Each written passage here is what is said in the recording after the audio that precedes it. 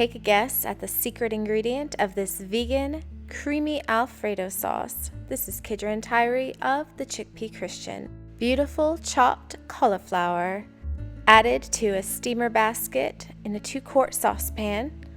Pour in 1 cup of water. Cover and steam over low heat for 15 to 20 minutes or until florets are soft. Add to a food processor and pour in 1 cup of plant-based milk, half a cup nutritional yeast,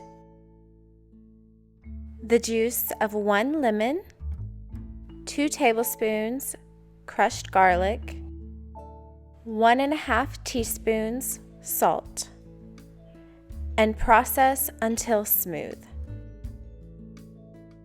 The color will be a light-bodied yellow, creamy, and have a satiny sheen to it.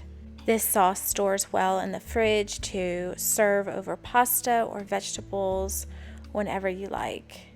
This also makes a perfect condiment to a baked potato.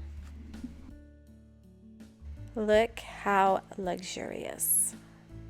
Thank you for watching today. If you haven't yet subscribed, please do so for the latest videos to come weekly. Have a great day.